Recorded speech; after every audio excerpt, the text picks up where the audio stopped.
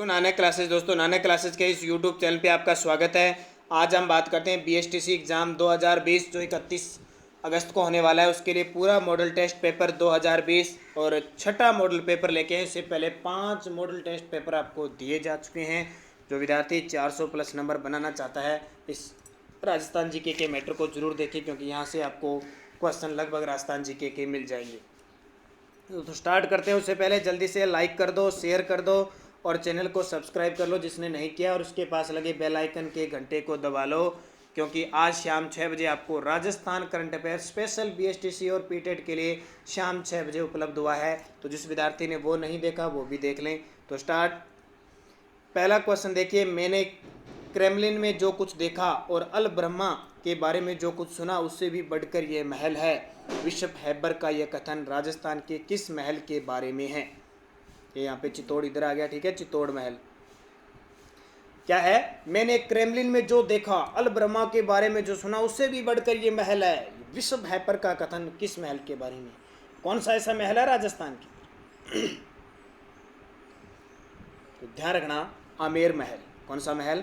आमेर महल के बारे में कहा। इस आमेर महल का निर्माण राव भारमल के द्वारा करवाया गया था। हालांकि पहले मान सिंह भारमल के द्वारा करवाया गया था, सही रूप से मान सिंह के द्वारा करवाया गया था। और ये आमेर जो दुर्ग है उसी के अंदर आमेर महल है, और ये मुगल शैली के अंदर बना हुआ है। किस मुगल शैली में? मुगल शैली में। और इस आमेर दुर्ग में स्थित शीश महल उत्तर भारत का एकमात्र शीश महल है, ये भी ध्यान रखना। कौन सा? शीश महल। और भी दुर्ग में आपको पता है बहुत कुछ है। दीवाने खास है। गणेश पोल को तो फर्ग्यूसन ने विश्व का सर्वश्रेष्ठ प्रवेश द्वार बताया है। आमेर, पहले आमेर महल बना था, फिर इस पे आमेर दुर्ग का निर्माण हुआ था। ध्यान रखना, भारमल ने शुरुआत की थी और फिर उसके बाद में क्या हुआ कि भारमल है और फिर मान सिंह आ गया कि विकास होता गया। तो इस आमेर दुर्ग के अंदर जो गणेश पोल है ना, उसको फर्ग्यूसन ने विश्व का सर्वश्रेष्ठ प्रवेश द्वार कहा है। और इसमें आमेर में दीवान ए खास का निर्माण मिर्जा राजा जय सिंह ने करवाया था। दूसरा, गदिया सिक्कों का प्रचलन किस राज्य में है? गदिया फदिया सिक्कों का प्रचलन, यानी राज्य यहाँ शब्द क्यों है? क्योंकि रियासत होती थी पहले। तो गदिया सिक्के जोधपुर में प्रसिद्ध थे। जैसे हम पूछे झाड़शाही सिक्के, सबसे ज़्यादा क्वेश्चन आता है झाड़शाही सिक्के जयपुर के थे। स्वरूपशाही उदयशाही उदयपुर के थे, ठीक है। बीकानेर के गजशाही थे। तो ये सिक्के थे, अपने नाम से राजा खुदवाते थे। सूर्य प्रकाश पुस्तक किसने लिखी थी? सूर्य नहीं, सूरज प्रकाश है। कौन सी? सूरज, यानी सूर्य, सूरज प्रायवाचिक है, लेकिन आपको याद रखना है सूरज प्रकाश पुस्तक किसने लिखी। तो सूरज प्रकाश पुस्तक जो लिखी थी वो कर्णीदान ने लिखी थी। किसके द्वारा? कर्णीदान ने लिखी थी।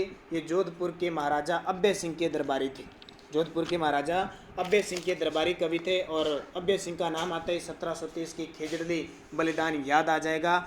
और इसमें क्या है, अभय सिंह के समय जो युद्ध हुए थे ना, उन युद्धों का संजीव वर्णन किया गया है। ब्रजनिधि के उपनाम से काव्य रचना करते थे। ब्रजनिधि के उपनाम से काव्य रचना कौन करते थे? इस शासक के क्वेश्चन लगभग एग्जामों में पूछे जाते हैं, इतना प्रसिद्ध शासक है।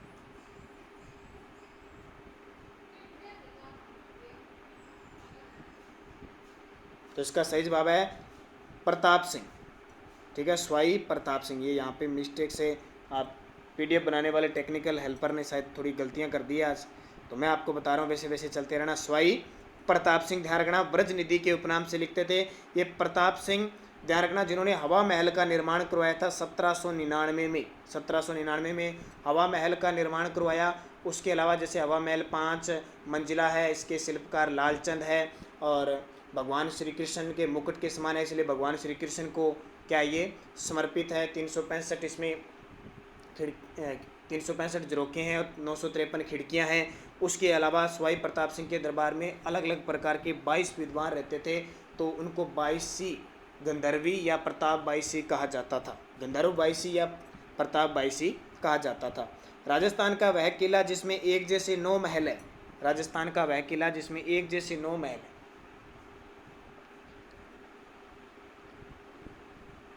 नौ एक साथ ही। तो नारगढ़। तो नारगढ़ कहाँ पे है?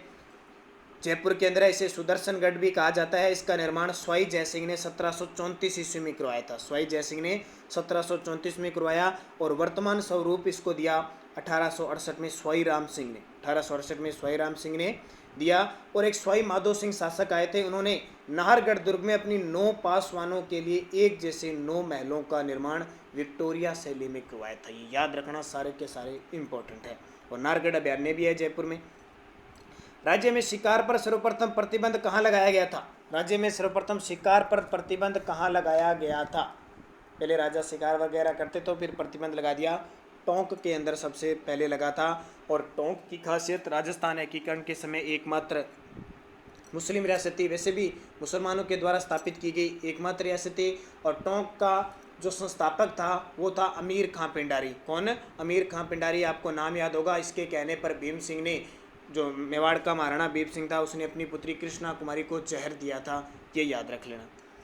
और अलवर प्रजामंडल की स्थापना कब हुई? अलवर प्रजामंडल की स्थापना कब हुई? प्रजामंडल से एक स्थापना का और संस्थापक का क्वेश्चन लगभग एग्जाम में पूछा जाता है। तो अलवर प्रजामंडल की जो स्थापना हुई थी वो 1938 में हुई थी। अब बात आती है किसके द्वारा की गई? तो पंडित हरि नारायण शर्मा और कुंज बिहारी मोदी के द्वारा। मेन नाम आता है पंडित हरि नारायण शर्मा के द्वारा इसकी स्थापना की गई। और इसके अध्यक्ष पूछ ले तो लक्ष्मण स्वरूप त्रिपाठी, और इसके सचिव बने थे पंडित हरि नारायण शर्मा। तो ये आपके लिए इम्पोर्टेंट बन जाता है। और इसका प्रथम अधिवेशन 1944 में हुआ था। अलवर प्रजामंडल का प्रथम अधिवेशन जनवरी 1944 को भवानी शंकर शर्मा की अध्यक्षता में हुआ था। क्वेश्चन अगर डीपली पूछे तो इस तरह पूछ सकता है। वह परिवार जिसके परिवार के सभी सदस्यों ने राजस्थान में स्वतंत्रता आंदोलन हेतु अपना जीवन को निछावर कर दिया। तो ये क्वेश्चन बहुत इंपॉर्टेंट है राजस्थान ऐतिहासिक दृष्टि से। जब भी स्वतंत्रता आंदोलन की बात आती है तो इन परिवार का नाम आता ही आता है। केसरी सिंह बाहरट, ये अर्जुनलाल सेठी इधर आ गया। केसरी सिंह बाहरट है वो राजस्थान में स्वतंत्रता आंदोलन तो इन्होंने पूरा बलिदान दे दिया। कैसे? सबसे केसरी सिंह बाहरट, उनके भाई जोरावर सिंह बाहरट और केसरी सिंह बाहरट के पुत्र प्रताप सिंह बाहरट, इन्होंने सब ने अपना बलिदान दिया था। तो ये बलिदानों के नाम से जाने जाते हैं। अब थोड़ी सी बात बता देता हूँ मैं। केसरी सिंह बाहरट का जन्म शाहपुरा भीलवाड़ा में हुआ था। ये क्वेश्चन आता है। गांव पूछे तो देवपुरा में हुआ था। ठीक है, क्वेश्चन पूछा जा सकता है। और इनके पिता थे कृष्ण सिंह बाहरट। दूसरी बात, केसरी सिंह बाहरट के जो नाना थे कविराज श्यामल दास केसर ए हिंद, जो कविराज हैं इनके नाना थे। इनके अलावा इन्होंने चेतावनीरा चुटंगिया नामक सोठ लिखे थे, जिस कारण जो मेवाड़ के शासक थे फतेह सिंह वो दिल्ली दरबार में न जाकर वापस पहुंच गए थे। ये आपके इम्पोर्टेंट। और केसरी सिंह बाहरट की हवेली पूछे तो शाहपुरा में है। और उनकी जो मृत्यु हुई थी वो उदयपुर में हुई थी। मैं अपनी माँ को हंसाने के लिए हजारों माताओं को रुलाना नहीं चाहता, यह कथन किस क्रांतिकारी का? ये भी क्वेश्चन बहुत बार आ चुका है। मैं अपनी माँ को हंसाने के लिए हजारों माताओं को रुलाना नहीं चाहता, ये कथन किसका है? प्रताप सिंह बाहरट का। ये प्रताप सिंह बाहरट कौन है? केसरी सिंह बाहरट के पुत्र। अब थोड़ी सी मैं इस प्रताप सिंह बाहरट के बारे में पूरी चर्चा बताता हूँ, क्योंकि कहीं से भी क्वेश्चन आ सकता है। इनका जन्म हुआ था 1893 को उदयपुर में हुआ था, ध्यान रखना। और केसरी सिंह बाहरट के पुत्र थे, ये याद रखना। बनारस षड्यंत्र केस में पुलिस ने इनको पकड़ा था और बरेली जेल में भेजा था। बरेली उत्तर प्रदेश में वहाँ भेजा था। तो वहाँ पे था सर चार्ल्स क्लीवलैंड या क्वीटलैंड। ठीक है, सर चार्ल्स क्लीवलैंड था। उसने रास बिहारी बोस का पता पूछा था। इसको रास बिहारी बोस का पता पूछा था और प्रलोभन दिया था। कैसे? कि तुम्हारी माँ है वो आपके जेल में होने के कारण कितना कष्ट पा रही है और तुम्हारे दंडित होने पर वह कितना सहन कर पाएगी, कितना रोएगी। तो उसने कहा मैं मेरी एक माता को रुलाने के लिए सभी जितने भी क्रांतिकारी है, बाकी क्रांतिकारियों की माताओं को रुलाना नहीं चाहता। यानी एक माता को हंसाने के लिए बाकी सैकड़ों माताओं को मैं रुलाना नहीं चाहता। इस पर प्रताप ने कहा तुम कहते हो कि मेरी माँ मेरे लिए दिन रात रोती और बहुत दुखी है, मेरी माँ को रोने दो। मैं अच्छी तरह सोचकर देख लिया कि मैं अपनी माँ को हंसाने के लिए हजारों माताओं को रुलाना नहीं चाहता। अगर मैं अपने क्रांतिकारी साथियों की माताओं को रुलाने का कारण बना तो ये मेरी मृत्यु होगी और मेरी माँ के लिए भी घोर कलंक होगा। ये बात उसने क्लीवलैंड को कह दी। तो ये बहुत ही इंपॉर्टेंट है। इस पर क्लीवलैंड ने देखो क्या कहा, सुन लेना, बात सारी इंपॉर्टेंट है। मैंने आज तक ऐसा युवक नहीं देखा जो गजब का कष्ट सहने वाला है। हमारी सभी युवतियां जो तरीके अपनाए थे वो सब व्यर्थ है। इन्हीं अत्याचारों के सहते हुए 25 वर्ष की आयु में बरेली जेल में 27 मई 1918 को इनका निधन हो जाता है। बहुत ही इम्पोर्टेंट बात है। प्रताप सिंह बाहरट को हम सलाम करते हैं, उनकी शहादत को सलाम करते हैं जो हमारे राजस्थान में इससे वीर योद्धा पैदा हुए। पन्ना दाई और दुर्गादास के जीवन से जो विशेष प्रेरणा मिलती है वह कौन सी है? ये क्वेश्चन बहुत बार आता है। हालांकि आप जानते हो पन्ना दाई ने अपने पुत्र चंदन का बलिदान दिया, रुद्र सिंह को बचाया था, और दुर्गादास राठौड़ ने औरंगजेब से अजीत सिंह को बचाया था। तो देश की बलिदानी के लिए, देश की, यहाँ से इसका क्वेश्चन है, भावना की नहीं है, देश की बलिदानी के लिए। मैंने आपको बता दिया टेक्निकल समस्या आज हो चुकी है। टेक्निकल जिसने इसकी पीडीएफ को तैयार किया है उसने क्वेश्चनों को सही तरीके से नहीं देखा या कई बार गड़बड़ हो जाती है। तो इसका उत्तर क्या आएगा? देश की बलिदान के लिए जाना जाता है। युद्ध भूमि में जाते समय अपने पति द्वारा निशानी मांगने पर जिसने अपना शीश काटकर भेंट कर दिया वह थी। युद्ध भूमि में जाते समय अपने पति द्वारा निशानी मांगने पर जिसने अपना सिर काट कर भेंट कर दिया, रानी हाड़ा थी। कौन सी? हाड़ा रानी थी। अब बात आती है, राज सिंह का एक सेनापति था रतन सिंह चुड़ावत। कौन था? रतन सिंह चुड़ावत था। उसको औरंगजेब के खिलाफ युद्ध करने के लिए भेजा, लेकिन रतन सिंह की क्या है, नई नई शादी हुई थी। अब जब वो जाने लगा तो उसने रानी हाड़ी से कोई उपहार मांगा, कोई भेंट मांगी भी, मुझे दे दो, मुझे युद्ध में आपकी याद आएगी तो मैं उसको देख लूँगा। एक बार रानी ने मना कर दिया, भी कुछ नहीं है, आप जाओ युद्ध करने। लेकिन दोबारा फिर जब एक सेविका को भेजा कि मुझे तो कुछ भेंट चाहिए, तो रानी ने क्या किया, अपनी ने, उनका नाम वैसे सलह कमर था, अपना शीश काट कर रतन सिंह को दे दिया, और रतन सिंह फिर जाके युद्ध करते हैं और युद्ध में जीत जाते हैं। इसलिए एक उनके लिए कवि मेघराज थे, उन्होंने एक पंक्ति लिखी है, शतरानी मांगे सेनानी सिर काट दियो शतरानी। ठीक है, या से, हाँ सॉरी, सेनानी मांगे जो है ना, चुड़ावत मांगे सेनानी सिर काट दियो शतरानी। थोड़ी मिस्टेक हो गया, दोबारा बताता हूँ। चुड़ावत रतन सिंह था, चुड़ावत मांगे सेनानी सिर काट दियो शतरानी, ये ध्यान रखना। 12 नंबर तोरण दुर्ग का उदाहरण है। इनमें से कौन सा दुर्ग तोरण दुर्ग का उदाहरण है? वैसे ध्यान रखना, एक दुर्ग का नाम भी है तोरण, वो तोरण दुर्ग है कुंभलगढ़ दुर्ग में। लेकिन यहाँ तोरण दुर्ग का मतलब है जो चारों ओर कांटेदार वृक्षों से घिरा हो, उसे तोरण या वन दुर्ग कहते हैं। ध्यान रखना, वन दुर्ग या तोरण। तो इसका उदाहरण है सिवाना दुर्ग है। ध्यान रखना, कौन सा? जो माड़मेर के अंदर है। इस सिवाना दुर्ग का निर्माण 10वीं शताब्दी में वीर नारायण पंवार ने करवाया, और इस पर आक्रमण 1308 ईस्वी में अलाउद्दीन खिलजी ने किया था। और इस सिवाना दुर्ग को मारवाड़ के राजाओं की शरण स्थली कहते हैं, क्योंकि 2 मारवाड़ के राजा, एक तो मराव मालदेव आए थे और एक इनके पुत्र सिवाना आए थे, ये चंद्रसेन आए थे। जेल में अन्याय के खिलाफ भूख हड़ताल के कारण मारवाड़ लोक परिषद के किस नेता की मृत्यु 19 जून 1942 को हुई थी? ये पिछले साल पटवारी में आया था। तो बाल मुकुंद बिसा की मृत्यु हुई थी। लोग किसके कारण? भूख हड़ताल के कारण। क्वेश्चन सीधा ही आता है, बाल मुकुंद बिसा का संबंध किस रियासत से था? जोधपुर में। और ये बाल मुकुंद बिसा का जन्म पूछे तो 1908 में नागौर के डिडवाना में हुआ था, ये याद रखना। और अस्पताल में, यानी 19 जून 1942 को जी विंडनम अस्पताल है जोधपुर में मृत्यु हो गई थी। गजरा का मकबरा स्थित है। गजरा, गजरारे वो नहीं है, गजरा का मकबरा। तो ध्यान रखना, गजरा का मकबरा धौलपुर में है, और इस मकबरे का निर्माण धौलपुर के शासक आए थे भगवंत सिंह द्वारा। अपनी प्रेमिका थी इनकी गजरा, उनकी याद में बनाया था। देखो कितने कितने बड़े राजा हुए थे, अपनी प्रेमिका पासवानों के नाम पे बड़े बड़े महल दुर्ग बना गए। देखो इतने बड़े प्रेमी थे। तो ये प्रेम कहानी तो हमेशा चलती आती है, हमेशा प्रेमकारी का कहीं ना कहीं जिक्र होता रहता है। तो भगवंत सिंह ने अपनी प्रेमिका गजरा के नाम पर धौलपुर में गजरा का मकबरा बनवाया। किस पुस्तक में मेवाड़ के महाराणा राज सिंह को औरंगजेब की कट्टर नीतियों का विरोध करते हुए बताया गया है? किस पुस्तक में मेवाड़ के महाराणा राज सिंह को औरंगजेब की कट्टर नीतियों का विरोध करते हुए बताया है? तो ध्यान रखना, खुमान रासो। खुमान रासो किसने लिखी थी? दलपत विजय ने लिखी थी खुमान रासो। किसने? दलपत विजय ने। और ये डिंगल सैलनी का ग्रंथ है। इस ग्रंथ में और ये महाराजा राज सिंह की उपलब्धियों के बारे में जानकारी मिलती है। राजस्थान का कौन सा जिला तलवारों के लिए प्रसिद्ध है? तलवार सबसे ज़्यादा काम मिलती है। युद्ध लड़ना है तो तलवार के लिए कहाँ जाना पड़ेगा? जल्दी से बता दो कमेंट करके। युद्ध करने के लिए तलवार चाहिए। आजकल तो तलवारों की ज़रूरत नहीं पड़ती है, लेकिन फिर भी कहीं न कहीं ज़रूरत पड़ती है। बाकी तलवार क्या, डंडे की भी ज़रूरत नहीं पड़ती है, डंडा ही नहीं रखते अपने। तो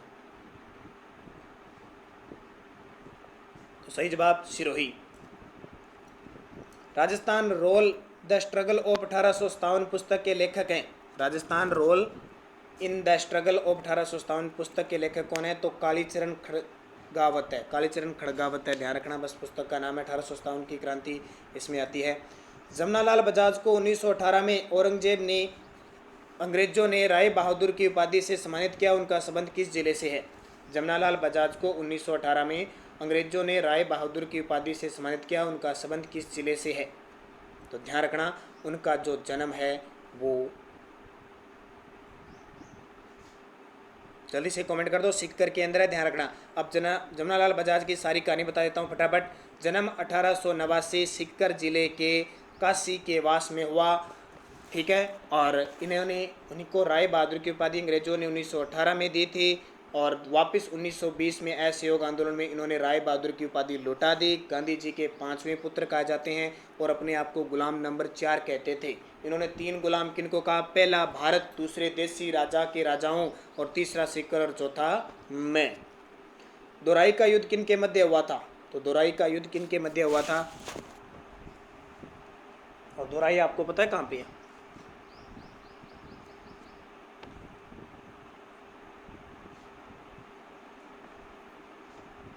दोराई अजमेर में है, ध्यान रखना।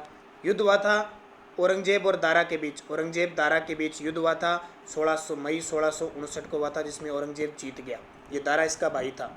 राजपूताना गजट का प्रकाशन कहाँ से होता था? राजपूताना गजट था जो एक पत्रिका थी, उसका प्रकाशन कहाँ से होता था? अजमेर, ब्यावर, जोधपुर, जयपुर। देखते हैं कितने विद्यार्थी इस क्वेश्चन का सही जवाब देते हैं। और आपको पता है बीएसटीसी का 30 अगस्त को एग्ज़ाम है, कल तक हो सकता है इसके एडमिट कार्ड आने शुरू हो सकते हैं। तो सुबह शाम 6 बजे, सुबह 7 बजे वाला राजस्थान करंट अफेयर्स का वीडियो जरूर देखा करो। फ़ायदा क्या होगा इससे आपको भूगोल, राजनीतिक, पॉलिटिकल के बारे में साथ साथ में चर्चा मिलती है। जो विद्यार्थी मेरा सुबह 7 बजे का करंट अफेयर्स देखता है उसको करंट अफेयर्स के अलावा राजस्थान जीके खूब याद होगा, नई नई चीज़ें देखने को मिलेगी। तो जितने विद्यार्थी अब तक नहीं देख पाए हैं वो रोज़ देखा करो, सुबह 7 बजे रूटीन बना लो, क्योंकि वो इंपॉर्टेंट आपके लिए। राजपूताना गढ़ का प्रसाद अजमेर से होता था, ध्यान रखना। और इसका प्रकाशन कौन करता था? मौलवी मुराद अली बीमार करते थे। मौलवी मुराद अली बीमार इसका प्रकाशन करते थे। 21 नंबर, ग्यारसी री रेवाड़ी का मेला किस जनजाति से संबंधित है? ग्यारसी री रेवाड़ी का संबंध किस जनजाति से है? तो ध्यान रखना डामोर जनजाति से है। ये ज़्यादातर आपसे पूछे डामोर जनजाति राजस्थान में कहाँ पाई जाती है? डूंगरपुर में। खास करके तहसील पूछे सिमलवाड़ा में 90% पाई जाती है, सिमलवाड़ा के अंदर पाई जाती है, ध्यान रखना। और राजस्थान में समग्र आदिवासियों का 0.63% ही इसका भाग है। तो ये आपके लिए इम्पोर्टेंट बन जाता है। और ये ग्यारसी रेवाड़ी का मेला डूंगरपुर के अंदर बढ़ता है। अगला क्वेश्चन, मामूनी संकल्प संस्था किस जनजाति के उत्थान के लिए कार्य कर रही है? मामूनी, तो ये ध्यान रखना ग्रास सहरिया जनजाति के लिए कर रही है। सहरिया जनजाति को भारत सरकार ने आदिम जनजाति का दर्जा दिया है। और ये पाई कहाँ जाती है? बहुत बार पूछा जाता है, 12 के अंदर पाई जाती है। और कई बार एग्जाम में आता है 12 की 2 तहसील है, शाहबाद और किशनगंज, वहाँ 99.2% सहरिया जनजाति पाई जाती है, किशनगंज और शाहबाद। याद रखना ये बहुत इंपॉर्टेंट है आपके लिए। और सहरिया जनजाति में देखें तो युवक और युवतियाँ मेले में अपना जीवन साथी चुनते हैं। युवक और युवतियाँ मेले में अपना जीवन साथी चुनते हैं, किस समाज में? सहरिया समाज में। और इनका सीताबाड़ी का मेला बढ़ता है 12 जिले के अंदर, वाल्मीकि का मेला। अगला देखो, अलगोजा बांसुरी और शहनाई का समन्वित रूप है। अलगोजा बांसुरी और शहनाई का मिश्रण किस वाद्य यंत्र को कहा जाता है? बहुत ही इंपॉर्टेंट क्वेश्चनों का ये सेशन है, तो बढ़िया तरीके से पढ़ें। और जो मैं मुख्य तथ्य बता रहा हूँ इन पे जरूर गौर करें आप। सतारा, कौन सा? सतारा। अब मुझे जल्दी से बता दिए ये सतारा है वो कौन सा वाद्य यंत्र है? सतारा कौन सा वाद्य यंत्र है? पिछले साल पटवारी में क्वेश्चन है, पटवारी मेन में क्वेश्चन आया था शायद।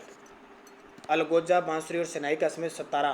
तो सतारा सीधा एग्जाम में कर देते हैं, तारा तत्वाद्य यंत्र है, ध्यान रखना तत्वाद्य यंत्र नहीं है, सतारा है जो सुशीर वाद्य यंत्र है। ये पिछले साल पटवारी में इसीलिए क्वेश्चन दिया था कि बच्चे गलती करेंगे और गलती कर दिए बहुत सारे, ठीक है। तो अलगोजा बांसुरी और शहनाई का मिश्रित रूप कौन सा है? सतारा है, ये आपके लिए इंपॉर्टेंट। और सतारा जैसलमेर और बाड़मेर क्षेत्र में जो गडरिया, मेघवाल और मुस्लिम जाति के गायक हैं वो ज़्यादातर इसको बजाते हैं। रुलाने वाले फकीर के नाम से प्रसिद्ध है। रुलाने वाले फकीर के नाम से कौन प्रसिद्ध है? तो ध्यान रखना मानतोल खान है।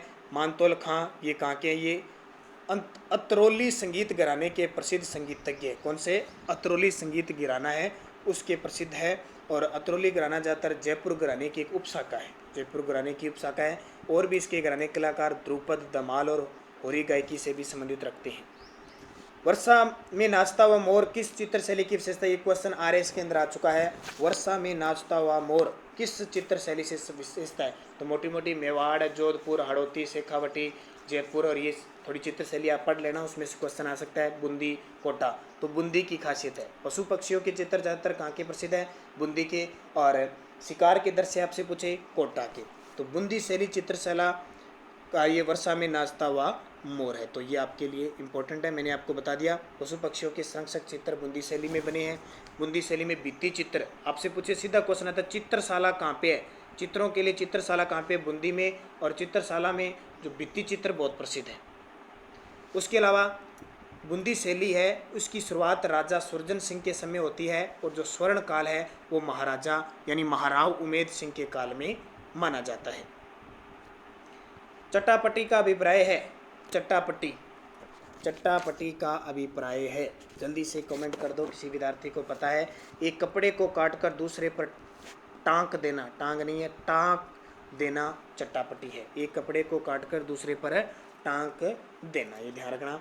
अगला क्वेश्चन है, जोधपुर के निकट ओसिया में मंदिरों का समूह जिनकी देन है। ये क्वेश्चन भी पिछले जो 2015-16 में राजस्थान पुलिस का पेपर हुआ था उसमें आया था। ओसिया के जैन मंदिर किसकी देन है, तो प्रतिहारों की देन है, प्रतिहार। और खास करके इस ओसिया में प्रतिहार राजा वत्सराज ने जैन मंदिर बनाए थे, ठीक है, ये याद रखना। और ओसिया राजस्थान का भुवनेश्वर कहते हैं, उपकेश पटन कहते हैं, बहुत बार प्राचीन नाम है इसका, बहुत बार बता दिया मैंने। जैसलमेर के नरेश कुल देवी के रूप में निम्न में से किस देवी की पूजा करते हैं, तो जैसलमेर के जो बाटी नरेश है ज़्यादातर, तो वो किसकी कुल देवी, उनकी कौन सी है, स्वांगिया माता। कौन सी माता, स्वांगिया बाटी शासकों की कुल देवी है। और जैसलमेर का जो राज चिन्ह है, जो झंडा होता है ना, उसमें भी ऊपर पालम चिड़िया है, जिसे सुगुन चिड़िया कहते हैं, शगुन चिड़िया कहते हैं ना, वो स्वांगिया देवी का ही प्रतीक है, ध्यान रखना। कजली तीज का मेला कब लगता है, ये कजली तीज तो अभी गई है, कजली तीज कह दो, बड़ी तीज कह दो, सातुड़ी तीज कह दो, ये सारी तीज है। और बड़ी है तो बड़े महीने में लगेगी, बड़ा महीना कौन सा है, भाद्रपद का, और कृष्ण तृतीया को बनाई गई, भाद्रपद कृष्ण तृतीया को बनाई गई। और जो छोटी तीज बनाई जाती है ना, छोटी तीज, वो श्रावण शुक्ल तीज को बनाई जाती है, जहाँ से हमारे त्योहारों का आगमन होता है। अब आपसे पूछे कजली तीज कहाँ की प्रसिद्ध है, बूंदी की। आपसे पूछे छोटी तीज कहाँ की प्रसिद्ध है, जयपुर की। तो याद रखना, इंपॉर्टेंट क्वेश्चन है। मोकड़ी है, मोकड़ी क्या है,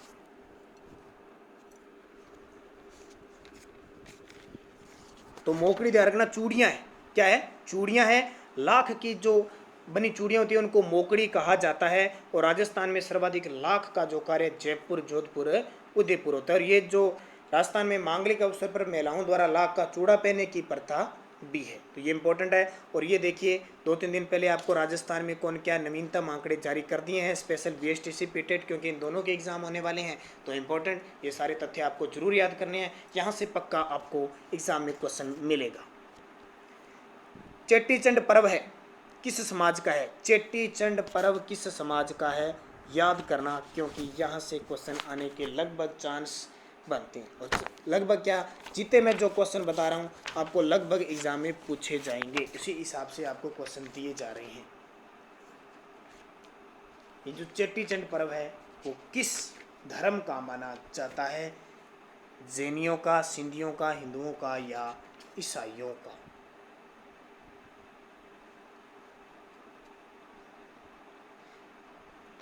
तो सारे विद्यार्थी पहले तो वीडियो को लाइक कर दो, शेयर कर दो फटाफट, क्योंकि आपकी सपोर्ट होगी उसी के हिसाब से वीडियो आपको मिलता रहेगा। तो चेट्टीचंड पर्व किसका है, आपको पता है, चेट्टीचंड पर्व है सिंधियों का है।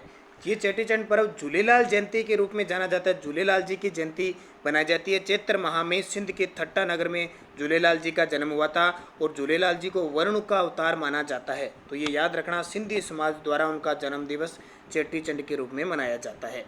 अगला क्वेश्चन देखिए, आदिवासी अविवाहित युवतियों द्वारा ओढ़नी जिसकी जमीन लाल, काले व सफेद रंग की बूटियां कहलाती है, क्या कहलाती है। आदिवासी अविवाहित जो युवतियां होती है उनकी ओढ़नी जिसकी जमीन लाल, काले व सफेद रंग की बूटियां होती है, क्या कहलाती है, कटकी कहलाती है। क्या, कटकी कहलाती है, याद रखना। कटकी आदिवासी अविवाहित युवतियों और बालिकाओं की ओढ़नी है, पूछा जाए, ठीक है। कटकी की जमीन 3 रंग ध्यान रखना, लाल, काले और सफेद रंग की बूटियां होती है। और कटकी को पावती बात की ओढ़नी भी कहते हैं, पावती बात की ओढ़नी कहते हैं। ये नानड़ा क्या होता है? तो नानड़ा आदिवासियों द्वारा प्रयुक्त होने वाला प्राचीनतम वस्त्र है। और रेनशाही क्या है? तो लहंगे की छींट है। रेनशाही लहंगे की छींट है जिसके काले रंग की जमीन पर लाल व भूरे रंग की बूटियां होती है। और केरे बात की ओढ़नी आपको पता है आदिवासी महिलाओं में प्रसिद्ध है। भगवान विष्णु 4 माह तक निद्रा अवस्था में रहने के बाद जागते हैं। इस दिन निम्न में से कौन सा त्यौहार बनाया जाता है? भगवान विष्णु 4 माह निद्रावस्था में रहते हैं, उसमें कोई मांगलिक कार्य नहीं होता है, तो जिस दिन उठते हैं वो कौन सा है? तो उठने का मतलब देव उठनी ग्यारस, देव उठनी ग्यारस, इसको प्रबोधनी ग्यारस, कार्तिक शुक्ल ग्यारस को उठते हैं, ध्यान रखना। और इसी दिन से मांगलिक कार्य शुरू हो जाते हैं।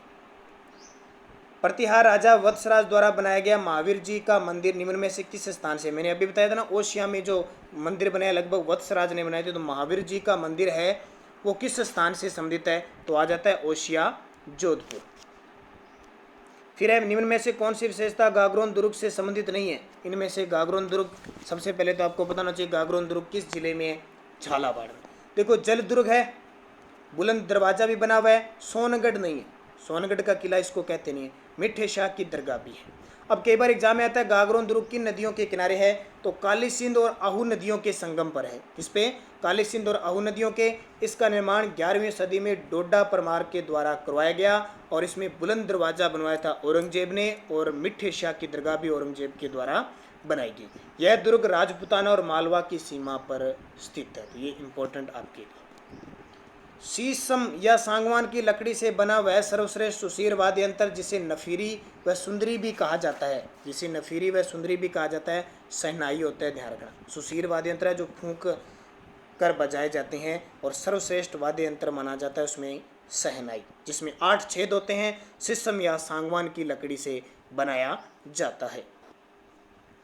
पश्चिमी राजस्थान में पाए जाने वाले बालू का स्तूप के प्रकारों में कौन सा एक सुमेलित नहीं है? पश्चिमी राजस्थान में बालू का स्तूप पाए जाते हैं। जब भी आप भौतिक प्रदेश पढ़ते हो तो मरुस्थल के बारे में पूरी चर्चा करते हो ना, और उसमें बालू का स्तूप कई प्रकार के पढ़ते हो, अलग अलग प्रकार के बालू का स्तूपों का निर्माण होता है। अब कौन सा बालू का स्तूप? नेटवर्क बालू का स्तूप मरुस्थलीय पश्चिमी क्षेत्र, तारा बालू का स्तूप मोहनगढ़ पोखरण, और सब्र का फीस बालू का स्तूप मरुस्थल का दक्षिणी पूर्वी क्षेत्र, या उपयुक्त सभी? जल्दी से थोड़ा सा सोचकर विचार करिए, क्योंकि इस तरह के क्वेश्चन एग्जाम में मिलने को अक्सर दिखते हैं।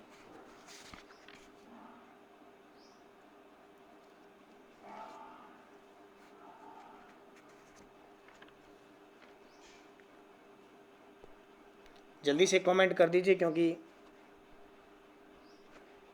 तो इसका सही जवाब क्या हो जाएगा? देखो नेटवर्क बालू का स्तूप मरुस्थल का पश्चिमी क्षेत्र में पाए जाते हैं, नहीं पाए जाते, मरुस्थल का पश्चिमी क्षेत्र में नहीं पाए जाते, शेखावटी क्षेत्र में पाए जाते हैं।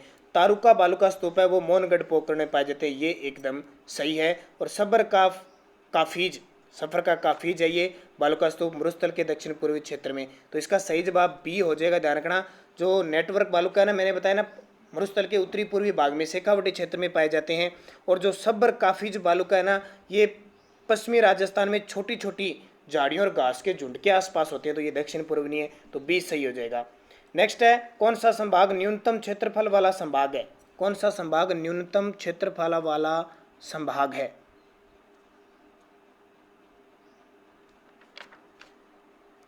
तो संभाग आपको पता है 7 संभाग है, और हमारे नगर निगम 10 हो चुके हैं, ये भी याद रख लेना। तो इसका सही जवाब है न्यूनतम क्षेत्रफल है ना, वो भरतपुर का है। किसका है? न्यूनतम भरतपुर का है। और जनसंख्या सबसे कम किस संभाग की है? कोटा की है। और ये राजस्थान करंट अफेयर्स के लगातार आपको वीडियो प्राप्त हो रहे हैं, ध्यान रखना। भारत वन स्थिति रिपोर्ट 2019 के अनुसार राज्य के भौगोलिक क्षेत्र का कितना प्रतिशत वन है? राज्य के भौगोलिक क्षेत्र का तो 9.57% भाग पर। भूमध्य रेखा से राजस्थान का निकटतम बिंदु कौन सा है? भूमध्य रेखा से राजस्थान का सबसे निकटतम बिंदु कौन सा है? ये जवाब तो आप बड़ा आसान देख सकते हो, क्योंकि सबसे नीचे इधर भूमध्य रेखा, सबसे नीचे शुरुआत कहाँ से होती है? बोरकुंडा जो गांव है बांसवाड़ा के अंदर है। सबसे दूर हमारे राजस्थान का तो कोणा गांव श्री गंगानगर हो जाएगा। माही नदी का उद्गम मध्य प्रदेश के किस गांव से होता है? माही नदी का उद्गम मध्य प्रदेश के किस गांव से होता है? सुवासरा, सीतामऊ, सरदारपुरा। तो ध्यान रखना सरदारपुरा से होता है। माही नदी का उद्गम मध्य प्रदेश का धार जिला है, सरदारपुरा गांव में अमरोरो की पहाड़ी पर मेहंद झील से होता है। 22 दिसंबर को सूर्य की सर्वाधिक तिरछी किरणें किस जिले पर पड़ती है? 22 दिसंबर को सूर्य की सर्वाधिक तिरछी किरणें,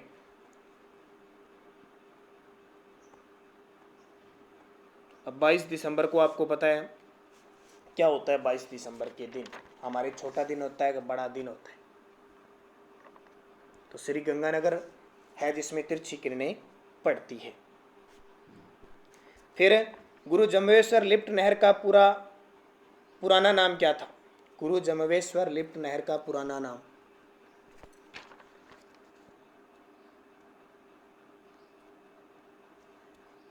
यहाँ लिख सकते हैं गुरु जम्बेश्वर का पुराना नाम, तो इसका नाम था फलोदी लिफ्ट नहर था। और गुरु जम्बेश्वर लिफ्ट नहर जोधपुर, बीकानेर और जैसलमेर में लाभान्वित जिले हैं। इंदिरा गांधी नहर पे हैं। वाकली, वागन, गंभीरी और ओराज नदियां किसकी सहायक नदियां हैं? वाकली, वागन, गंभीरी व ओराज किसकी सहायक नदी है? तो सारी बेड़ज की सहायक नदी है। राजस्थान में मुख्यतः सांगवान के वन किस क्षेत्र में पाए जाते हैं? राजस्थान में मुख्यतः सांगवान के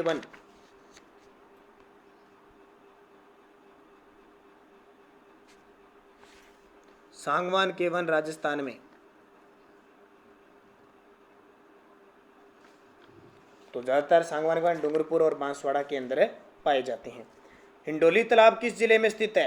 हिंडोली तालाब किस जिले में स्थित है? ये आपके लिए इंपॉर्टेंट, देखिए क्वेश्चन सुना होगा आपने हिंडोली तालाब, तो बूंदी के अंदर है, ध्यान रखना। हिंडोन सिटी वैसे मत कर देना करौली के पास, तो हिंडोली जो तालाब है वो बूंदी के अंदर है। राजस्थान का कौन सा तेल व गैस क्षेत्र बाड़मेर सांचौर बेसिन से संबंधित है? राजस्थान का कौन सा तेल व गैस क्षेत्र बाड़मेर सांचौर बेसिन से संबंधित है?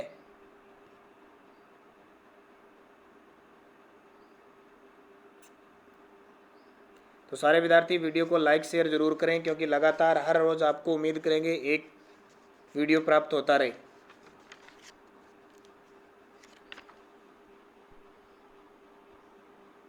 तो इसका सही जवाब क्या हो जाएगा? रागेश्वरी तेल क्षेत्र, बागेवाला जैसलमेर में और बींजबाला श्री गंगानगर के अंदर है, तो रागेश्वरी तेल क्षेत्र हो जाएगा। और ये देखिए राजस्थान पुलिस के जो विद्यार्थी तैयारी करें उनके मॉडल टेस्ट पेपर 10 डाल चुके हैं। जैसे बीएसटीसी का हम एग्जाम करवा लेंगे तो उसके बाद में हम वापस इसकी प्रक्रिया शुरू कर देंगे। तो देखिए रागेश्वरी तेल क्षेत्र, ठीक है, ये बाड़मेर सांचौर बेसिन के अंदर स्थित है। और भी है, देखो सरस्वती है, कायेश्वरी है, ऐश्वर्या, ये सारे बाड़मेर से संबंधित है। राज्य में भेड़ व ऊन विकास को प्रोत्साहित करने के लिए केंद्रीय ऊन विकास बोर्ड की स्थापना वर्ष 1987 में कहाँ की गई?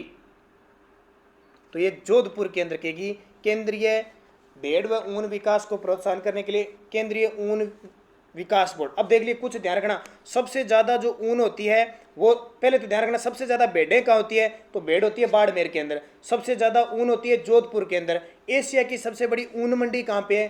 बीकानेर में। फिर केंद्रीय ऊन विकास बोर्ड कहाँ पे है? जोधपुर में। और फिर देखें जो भेड़ प्रजनन केंद्र और ऊन विकास केंद्र है ना, तो ऊन मतलब प्रशिक्षण केंद्र है, भेड़ प्रशिक्षण केंद्र, वो जयपुर केंद्र है। तो ये सारे अलग अलग है, ध्यान रखना, क्वेश्चन कई बार आ जाता है। और भारतीय जो केंद्रीय भेड़ व ऊन अनुसंधान केंद्र है ना, वो अविकानगर टोंक के अंदर है। और एक और भेड़ व ऊन विकास कार्यक्रम के तहत भेड़ प्रजनन फार्म शुरू किया गया है, वो फतेहपुर सीकर में शुरू किया गया है, ध्यान रखना। और इसकी एक इकाई बांकलिया नागौर में काम कर रही है। तो सारे अलग अलग प्रश्न है। केंद्रीय पर्यटन मंत्रालय द्वारा राज्य के हेरिटेज सर्किट हेतु स्वीकृत स्थलों में से कौन सा सम्मिलित नहीं है? तो ध्यान रखना, नारायणी माता का नहीं है, बाकी मीराबाई का है, मीराबाई का मेमोरियल है, प्रताप गौरव केंद्र है और गोगा मेड़ी, ये सारे के सारे हैं। लास्ट है, राजस्थान में पर्यटन उद्योग के संबंध में कौन सा कथन सही नहीं है? कौन सा सही नहीं है? तो पर्यटन मैं बता देता हूँ, दो नंबर सही नहीं है, बाकी सारे सही है। देखो, राज्य में पर्यटन उद्योग के विस्तार की प्रबल संभावना है, ये तो क्लियर है। पर्यटन विभाग के पर्यटक स्वागत सूचना केंद्र कार्यालय दिल्ली, मुंबई, कोलकाता और चेन्नई में कार्यरत है, ये भी सही है। और राजस्थान में पर्यटन के विकास हेतु 1956 में पर्यटन विभाग एक स्वतंत्र विभाग के रूप में कार्यरत है, ये भी सही है। 2 नंबर क्या है? पर्यटन से जुड़ी विभिन्न संस्थाएं राजस्थान पर्यटन और यात्रा प्रबंध संस्था के अधीन कार्यरत है, ये गलत है, ध्यान रखना, क्योंकि ये राजस्थान सोसाइटी रजिस्ट्रेशन एक्ट 1958 के तहत रजिस्टर्ड संस्था है। कौन सी? राजस्थान पर्यटन और यात्रा प्रबंध संस्थान, ठीक है, उसके अधीन कार्य करती है। तो ये ध्यान रखना।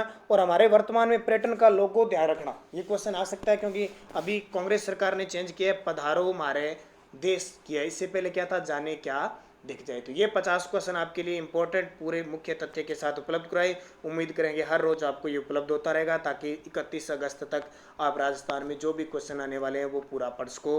वीडियो को शेयर लाइक किया करो अपने व्हाट्सएप शेयर ग्रुपों में। धन्यवाद। जय हिंद, जय भारत, बेस्ट ऑफ लक।